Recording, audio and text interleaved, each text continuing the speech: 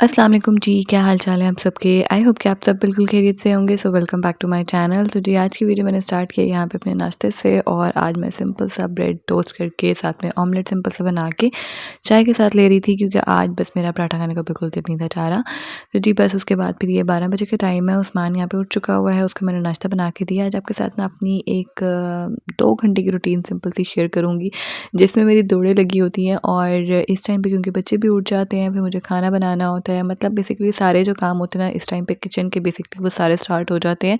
और इस टाइम पे होता ये है कि वो बकर जब उठता है ना तो वो थोड़ी देर के लिए दोबारा सोता है।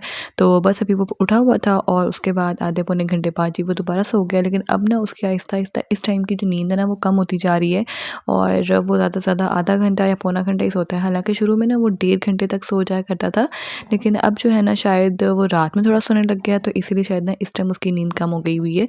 उसके बाद जी बस यहाँ पे मैं फिर खाने की तैयारी के लिए मतलब किचन में आ जाती हूँ उस्मान को नाश्ता देने के बाद। और उस्मान ने इस टाइम पे ना दादों के रूम में सारी अपनी चीज़ें जो होती हैं ना वो सेट करके रख दी होती हैं, और मज़े से नाश्ता कर रहा होता है माशाल्लाह। तो जी बस मैंने आज बनाना था मूंग मसूर की दाल। काफ़ी दिनों के बाद मैं दाल चावल बना रही थी आज, और आज ना मुझे थोड़े से 1-2 काम और भी करने थे, और इसके अलावा मेरी हेल्पर भी काफ़ी दिन से नहीं आ रही हैं, तो बस फिर जो है ना काम ज़्यादा ही हो जाते हैं।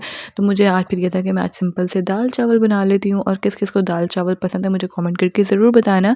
तो जी यहाँ पे साथ में मैंने विंग्स का पैकेट भी निकाला हुआ था, क्योंकि मुझे इनको मैरिनेट करके रखना था। अच्छा रमज़ान शरीफ आ रहे हैं माशाल्लाह से, तो आप लोग इस तरह से चिकन की मैरिनेशन वगैरह करके भी रख सकते हैं, ताकि काम आसान हो जाया करे, वक्त ज़ाया ना हुआ करे। और जो है ना एक मील प्रेप करने से ना आपके आइडिया मतलब खुद ही आ जाता है माइंड में कि हाँ जी आप ये बना सकते हैं, वरना फिर सोचते रहो बैठ के कि चिकन से क्या बनाए क्या ना बनाए।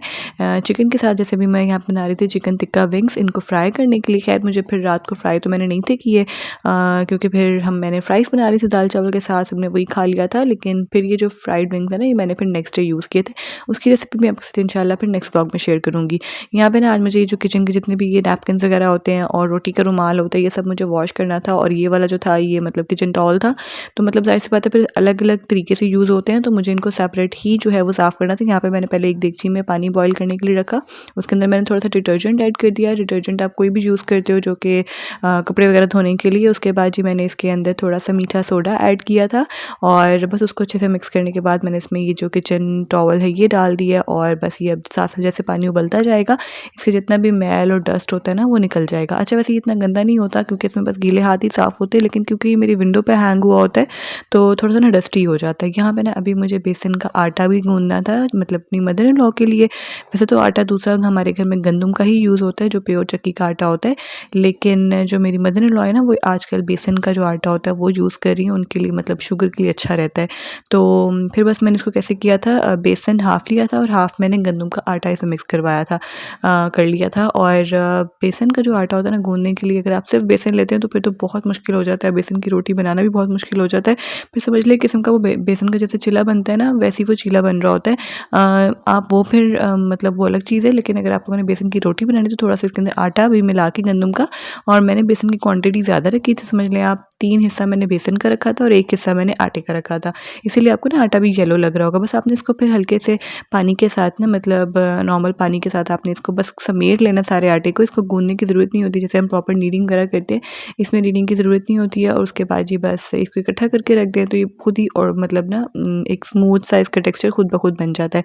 और गूंदने से पहले आपने इसके अंदर कोई नमक वगैरह ऐड नहीं करना, थोड़ा सा बस मैंने मीठा सोडा ऐड किया था, और बस और कुछ नहीं। यहाँ पे जी साथ साथ जो रुमाल थे वो भी धुल रहे थे, और साथ साथ यहाँ पे जो प्रेशर मैंने लगाया था ना मूंग मसूर की दाल पे वो भी लग चुका था। साथ में भी यहाँ पे इसको मैं एक निकाल दूँगी ये एयर टाइट कंटेनर में, या फिर सिंपल एक लिड वाले आप किसी भी बॉक्स में निकाल दें और उसको फ्रिज में रख लें, तो ये आराम से 3-4 दिन तो आराम का जो है ना वो आराम से निकल जाते हैं। वैसे तो मैं आपके साथ अभी जो रूटीन शेयर कर रही हूँ ये 12 बजे के बाद की है, लेकिन ज़ाहिर सी बात है रोज़ाना जब मतलब बच्चे उठते हैं तो ज़ाहिर सी बात है उनके साथ पहले थोड़ा सा टाइम देना पड़ता है उनको थोड़ा चेंज वगैरह करके, थोड़ा सा उनका मूड थोड़ा सा नॉर्मल ला के, उनको थोड़ा सा मतलब रिलैक्स करके उनकी दादों के पास छोड़ती हूँ, तभी जाके वो थोड़ा सा मूड में आते हैं। और उसके बाद फिर मैं किचन में जाती हूँ। ऐसे नहीं होता कि वो फ़ौरन से उठे और मैं फ़ौरन से उनको छोड़ के जी अपने काम में लग जाऊँ, तो ऐसा नहीं हो सकता। तो बच्चे माशाल्लाह से उठ जाते हैं 10:30 तक, फिर कभी 11 बजे तक, कभी 11:30, मतलब डिपेंड करता है उनकी नींद पे। लेकिन जब वो उठते हैं तो फिर ज़ाहिर सी बात है मुझे थोड़ा सा उनको आधा 1 घंटा जो है वो उनके साथ मतलब लगना पड़ता है। कपड़े वगैरह चेंज करना, उनको फ्रेश करती हूँ, उसके बाद जी उनको थोड़ा सा बहला के खिला के और फिर जो है ना वो किचन में आती हूँ। तो पहले तो 1 डेढ़ घंटा तो मुझे उनके साथ लग जाता है, फिर उनकी दादों के पास उनको छोड़ के, मतलब उस्मान तो खेलता ही रहता है, मेरे पास आता जाता है। लेकिन अबू बकर जो है वो थोड़ा उसको मैं देख रही होती हूँ, कभी दादों के पास, फिर कभी छोटी मेरे पास भी उसको ले आती हैं किचन में, कभी मैं उसको अपने कॉट में भी जो है ना वो किचन में रख लेती हूँ। लेकिन अब होता क्या है ना कि वो कॉट में भी ज़्यादा देर रहता नहीं, फ़ौरन निकल के बाहर आ रहा होता है, तो फिर मुझे होता है कि वो गिर ना जाए, तो मैं उसको बेड पे ही लिटा दूँ।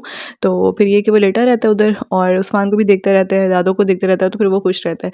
तो जी बस फिर मैं किचन में आती हूँ और फिर ये जो बेसिकली सारे काम होते हैं ना ये शुरू होते हैं। अभी यहाँ पे मैंने दाल को प्रेशर लगाया था, वो पक चुकी थी, साथ में मैंने तड़का रेडी करने के लिए रखा हुआ है और यहाँ पे जी मैं विंग्स को मैरिनेट कर रही हूँ। सिंपल से जो बेसिक से घर के मसाले होते हैं उसी में मैं इसको मैरिनेट कर रही हूँ। और आप लोग ना इस तरह से मैरिनेशन करके चिकन की आप फ्रीज़ कर सकते हैं रमज़ान में। वैसे भी हम लोगों ने चिकन को वॉश करके तो धो के उसको फ्रीज़ करना ही होता है ना, तो अगर आप लोग उसको साथ ही साथ मैरिनेशन करके, यानी कि अगर आप लोगों ने कोई चीज़ ऐसी है जो पैकेट जो आपने बिरयानी के लिए यूज़ करना है, तो आप उसमें बेशक सारे लवाज़मात ऐड कर दें, लेमन के स्लाइसेस डाल दें, पुदीना डाल दें, उसके अलावा जी आप उसमें टमाटर कट करके स्लाइसेस डाल दें और सारे जो मसाले हैं, गरम मसाले साबुत पिसे हुए, इसके अलावा बिरयानी का पैकेट वो भी डाल दें बेशक, और दही डाल के आप मैरिनेट करके रख दें। जब आपने बनाना है आप सिंपल प्याज को ब्राउन करें और जो उसमें मैरिनेशन सारे डालें। हालांकि अगर आप लोगों ने प्याज ब्राउन की हुई है तो वो भी अच्छी बात है, वो भी डाल दें और बस ये निकाला, उसको कौरमा वैसे ही रेडी हो जाता है और बस चावल बॉईल करने की देर है, आपकी बिरयानी रेडी हो जाती है। तो मतलब इस तरह से ना आप लोग चिकन को हर तरीके से कौरमे के लिए, इसके अलावा वाइट चिकन के लिए आप लोग रेडी करके उसको मैरिनेट करके रख सकते हो। वाइट चिकन के लिए आप लोग सिर्फ दही डालोगे, काली मिर्च डालोगे, हरी मिर्चों का पेस्ट डालोगे,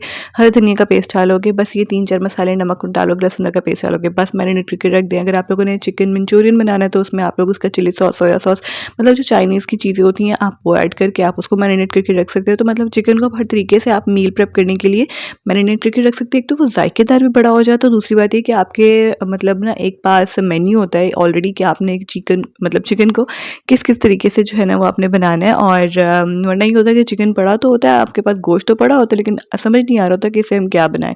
तो अगर आप लोगों ने फ्राई करना है तो फ्राई के लिए आप उसको चिकन टिक्का वगैरह डाल के आप उस तरह से बना सकते हो। और इसके अलावा अगर आप लोगों ने कोफ्ते वगैरह रेडी करने हैं तो वो बोनलेस का आप सेपरेट बना सकते हो।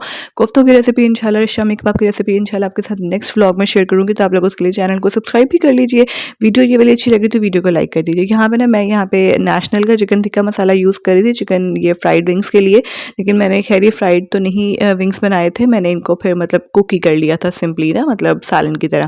तो यहाँ पे देखिए इस तरह से आप पैकेट बना के आप बेशक सिंपल शॉपिंग बैग जो होते हैं इसमें डाल के भी रख सकते हैं। ज़रूरी नहीं कि आपने किसी कंटेनर में, डब्बे में रखने, बल्कि इस शॉपर में अगर आप रखेंगे ना तो जो मसाले हैं वो बड़ी अच्छी तरीके से चिकन में ना अच्छे से मैरिनेट हो जाते हैं। साथ साथ तड़का भी रेडी हो रहा था। तो तड़के में मैंने सिंपल सा प्याज, गोल लाल मिर्च, जीरा, हरी मिर्च, बस ये डाल के उसको फ्राई किया और जी दाल में तड़का लगा दिया था। यहाँ पे जो सारे जो नैपकिन वगैरह थे, किचन टॉवल थे, वो भी धुल गए हुए थे। अभी मैंने फ़िलहाल जो है जो साइड पे ना किचन के जो रोटी के रुमाल होते हैं ना वो मैंने डाले हुए थे मतलब ना धोने के लिए। यहाँ पे जी ये जो ब्लैक कलर का आप टॉवल देख रहे हो ना, ये बहुत ही ज़्यादा ग्रीजी हो रहा था, मतलब इतना ऑयली था कि एक दफ़ा वॉश हो चुका हुआ है उबलते पानी में, लेकिन अभी भी जो है ना वो इसका जो ऑयल है ना वो पूरी तरह से निकला नहीं था। तो बस मैंने उसको सेपरेट कर दिया कि उसको मैं दोबारा से जो है ना वो मतलब करूँगी। अभी मैं 7-8 बर्तन धो चुकी थी नाश्ते के, लेकिन फिर से जी बर्तन हो रहे हैं, क्योंकि ज़ाहिर सी बात है किचन में काम हो रहा हो तो बर्तन ना हो ऐसा नहीं हो सकता है। साथ में मुझे चावल भी जो है वो बनाने थे और हमारे घर ना ज़्यादातर दाल के साथ तड़के वाले चावल ही पसंद किए जाते हैं, तो छोटी अम्मी को भी वही पसंद है, तो मैं फिर वही बना लेती हूँ। और कभी कभी ना दिल जा रहा तो चावल को बॉईल भी कर लेती हूँ। और वैसे तो बेहतर जो रहता है ना वो चावल जो होते हैं ना उबले हुए जो चावल होते हैं वो ज़्यादा बेहतर रहते हैं हमारी सेहत के लिए, क्योंकि जो स्टार्च होता है ना वो उसमें निकल चुका होता है। लेकिन चलें कभी कभी तड़के वाले चावल भी अच्छे लग जाते हैं। बस फिर मैंने भी वो तैयार किए हैं, सिंपल प्याज को लाइट ब्राउन करके उसमें जी ज़ीरा डाल दिया और जी उसके बाद उसमें मैंने चावल डाल दिया नमक डाल के, बस ये रेडी हो जाएंगे। और जी साथ साथ जो है ना मैंने वो जो किचन की रोटी के रुमाल होते हैं उनको भी वॉश करने के लिए रखा था, तो बस वो धुल गए थे। यहाँ पे मैंने दोबारा से फ्रेश पानी इसमें ऐड किया, क्योंकि जो लास्ट ऑयली सा वो जो किचन टॉवल रह गया ना वो मुझे दोबारा वॉश करना है। मैंने ना भी यहाँ पे इसमें ये जो डिश वॉशर होता है ये यूज़ किया, ये भी एक दिन पहले ही लेके आई थी। तो मतलब ये नॉर्मल सा मतलब लोकल सा है, ये कोई मतलब ब्रांड का नहीं है, तो ये लोकल सा मिल रहा था मुझे, थोड़ा सा रीजनेबल था, तो मैंने कहा चलो ट्राई करके देखती हूँ किस तरह का ये है। क्योंकि हम लोग घर में वैसे भी जो होता है ना बर्तन धोने वाला साबुन होता है वो तो यूज़ करते ही हैं, लेकिन उसके साथ साथ मैंने कहा चलो अगर बर्तन क्योंकि आगे चल के ज़्यादा होने वाले हैं तो ये ट्राई करते हैं, अगर अच्छा रहा तो फिर उनसे बाय कर लिया करेंगे। तो बस ये फिर मैंने अभी यही डाल के जो है ना सॉल्यूशन सा तो जो है दोबारा से रुमाल को धोने के लिए रखा है। और बस उसके साथ साथ जो बाकी के थे उनको मैंने रिंस कर लिया था अच्छे से, मतलब सिंपल उसको टैप वाटर से रिंस कर लो, गर्म पानी है तो उससे कर लो, बहुत ज़्यादा अच्छे वॉश हो जाते हैं, ज़्यादा आपको मेहनत नहीं करनी पड़ती। अगर आप इस तरह से इसको ना बॉईल कर लो पानी में ना रुमाल को। तो जी बस उसके बाद आज मुझे अपने कपड़े भी प्रेस करने थे, तो जब भी मैं कोई अपना एक सूट इस्त्री करती हूँ तो मैं 2-3 एक साथ और कर लेती हूँ इस्त्री, हार्डली मतलब 10 मिनट्स लगते हैं। और जो ड्रेसेस के दुपट्टे होते हैं ना वो मैं सीज़न में मतलब एक दफ़ा ही प्रेस करती हूँ, उसके बाद ऐसी बात है वो इतने गंदे नहीं होते, वॉश भी नहीं होते हैं। तो वो जब मतलब नहीं होना लेना होता तो मैं उसको हैंग ही करके रखती हूँ ताकि ताकि वो सीधे रहें और बार-बार मुझे प्रेस ना करना पड़े। तो बस यहीं तक की थी मेरी वीडियो। आई होप कि आपको अच्छी लगी होगी। अगर अच्छी लगी हो तो लाइक कीजिएगा, कमेंट कीजिएगा, चैनल को सब्सक्राइब लाज़मी कीजिएगा। इंशाल्लाह आपसे मिलूँगी मैं नेक्स्ट वीडियो में। तब तक के लिए अपना बहुत सारा ख्याल रखिएगा। अल्लाह हाफ़िज़।